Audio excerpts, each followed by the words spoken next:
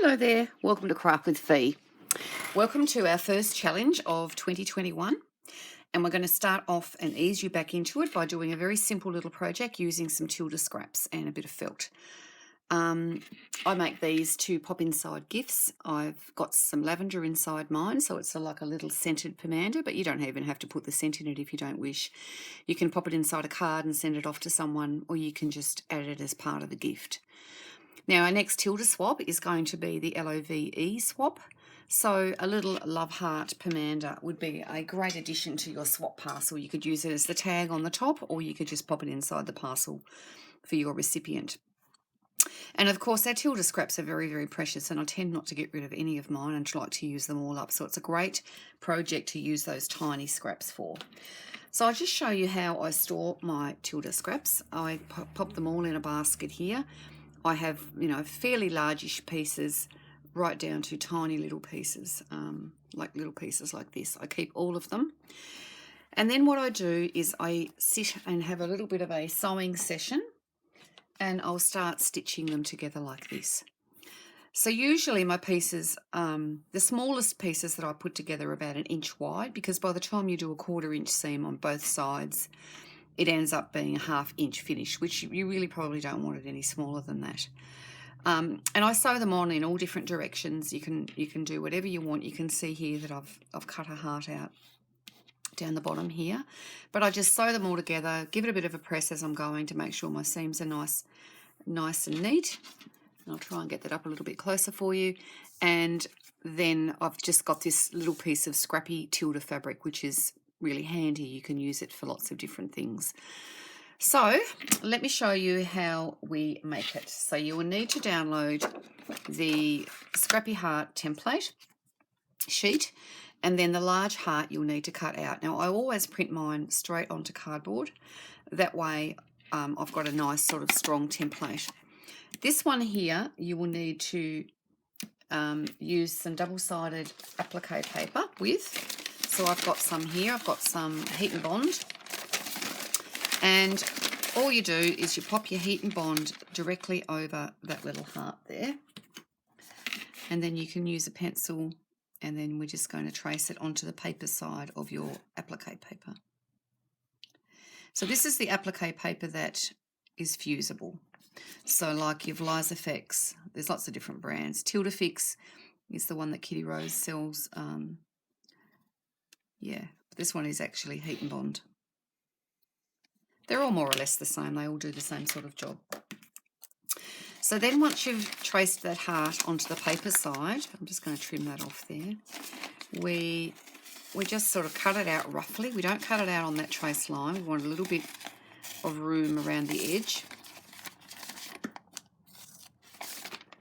Get rid of that. So we just sort of cut it out roughly. And then we can set that aside for a moment.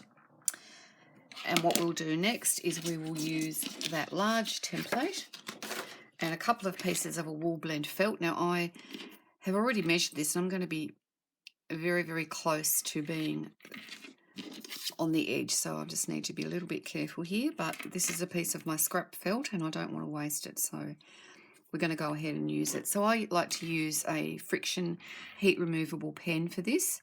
You can use any type of pen, because you can hide your trace line on the inside of your pomander if you don't want to remove it, or if you can't remove it because you've used a pencil or whatever. But a water-soluble pen or a heat removable pen is quite ideal for this. But the fact that you've printed your template out onto cardboard gives you a bit of an edge to trace around. If you were to just do that on paper, you wouldn't get the same effect.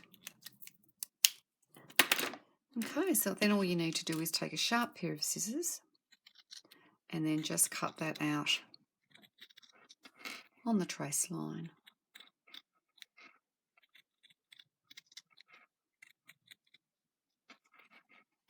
There we go. So it's just a nice size. It's not too big, not too fiddly and small. You could hang it in a wardrobe, or you could just even use it as a bookmark if you didn't want to put a lot of, or any stuffing at all in it. You don't really Really need to. Okay, so now you've got your 2 pieces of heart.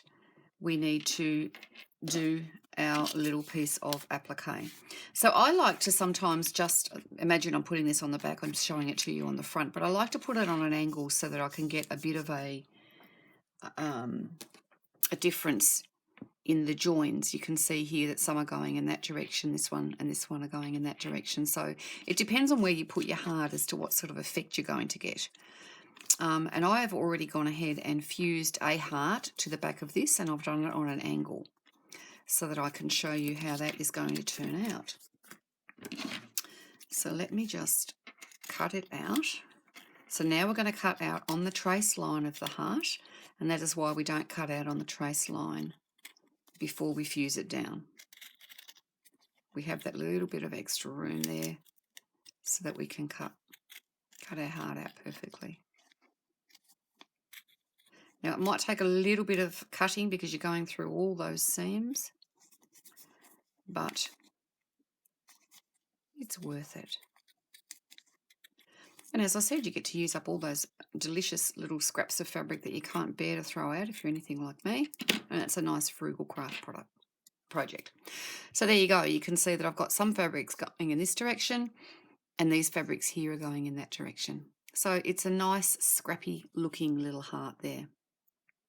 So all you do now, just to trim that off there a little bit, all you do now is to peel off your paper side, the other paper side of your applique paper, and you can see there, hopefully you can see that gloss, and that's all the glue that's now on the back of your heart. So that has now made your little heart into a fusible piece of fabric. So what you can do now is you can take one of your hearts and you can pop this one down wherever it is that you want to do it. Take it over to a hot iron and give it a really good fuse. At the same time, it will take away all of that ink, but it will also fuse that heart to your piece of felt. Now, of course, if you've used a pencil or something and you want to hide your line, just turn it in the other way, and then you've got a nice clean part of your heart. So I've already gone ahead and done that so that I don't have to leave the camera and I can show you what to do next. So we take our single piece of felt and our fused heart and we take it over to the sewing machine and we just sew around about 1/4 inch from the the raw edge. But it's up to you how you do that. You can do it right on the raw edge if you wish, whatever. But what you're doing is you're just sewing it down. Even though it's fused, you still do need to make it on there permanently.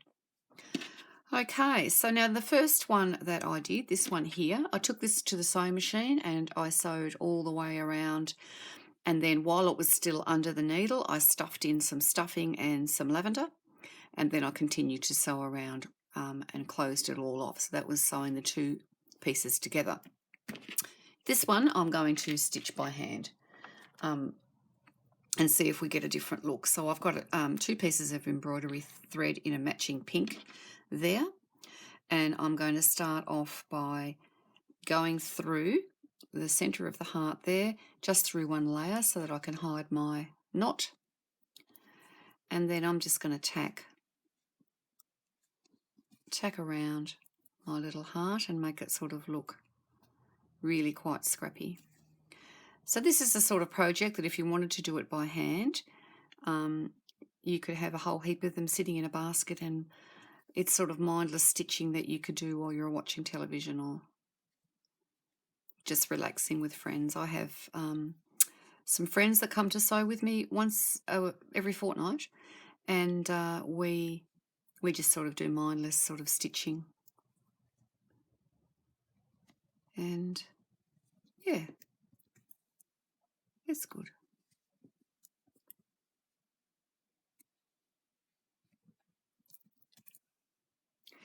So we just go all the way around. Now when we get right down to this corner point, we're going to put a little bit of stuffing inside, and we're going to pop some lavender in as well. Now the reason we put the stuffing in and not just lavender when we're hand stitching like this is because the stuffing will actually help to hold the lavender in. Of course, if you're going to be sewing it on the sewing machine, it doesn't matter. You can just put lavender in if you wish. But because I'm doing a nice big tacking stitch here, I'm just kind of making it look a bit primitive, I suppose is the word. It won't hold the lavender in. It won't be sort of, the stitches won't be big enough to hold the lavender in. Okay, so I'll just do a couple more. Okay, so what I'm going to do now is open it up, and I've got a little bit of stuffing here, so I'm just going to poke that just around the edges, just so that when I put my lavender in, it's going to hold.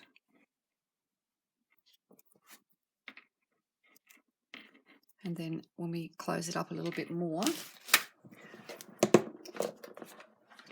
there we go, is my lavender.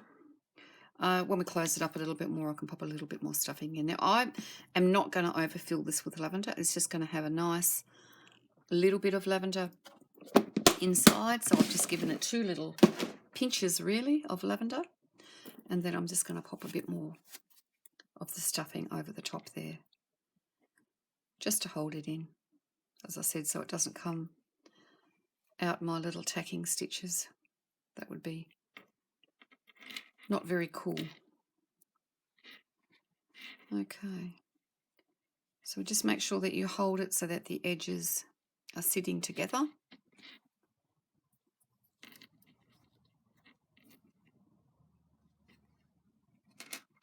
You could, of course, use pins or clips or whatever if you're worried about it not lining up. But I think this is going to be okay. My biggest concern at the moment is that I've got enough thread. I think I'm going to be skating pretty close. Anyway, I'm going to live dangerously.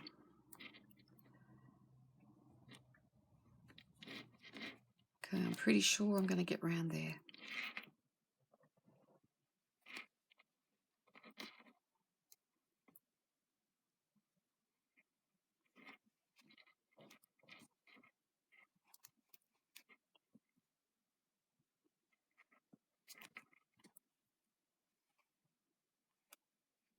Okay, there we go.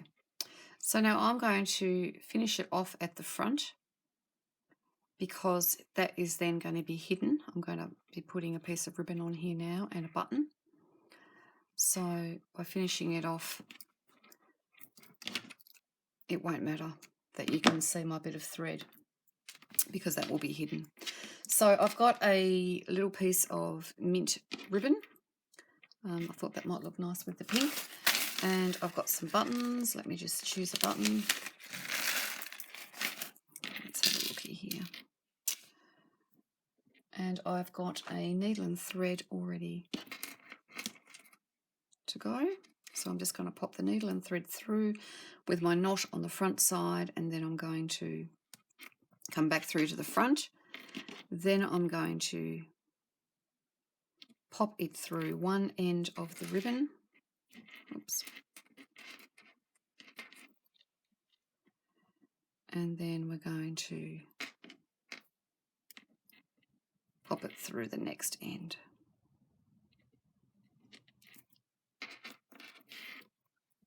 Like that. And then I'm just going to go back through the ribbon again, just to make sure that it's sort of sitting there nice and neat before I put my ribbon on. My button on, I should say. Okay, so that's our ribbon sitting really pretty. And which button will I use? Yep, that one will do. So these are just old vintagey style buttons that would have been probably on clothing originally. Nothing flash. But this is just a scrappy project. So the idea of this project is to try and use up some of your scraps. Hopefully you've got some felt so you can make this. Of course, if you don't have some felt, you can just make it with normal fabric, but you may need to use pinking shears or something to cut your heart out with so that it doesn't fray. And of course, the beauty of using felt is that it doesn't fray. So you can have a raw edge when it comes to felt. So now I'm just going to tie this off at the back here. Try and do it fairly neatly. Another one for good measure. There we go. We'll just trim that off. And there we have it, our beautiful little pomander. Now, of course, you can manipulate that stuffing with your fingers to give it a nice even look. And so we've got the machine version and then we've got the hand version there. So they are very simple. Hopefully it's given you some ideas about how you can use up your little precious pieces of fabric scraps. And of course they cost next to nothing to make, so very economical. Anyway, that's it for this week. I look forward to showing you what I've got in store for you next week. Bye for now.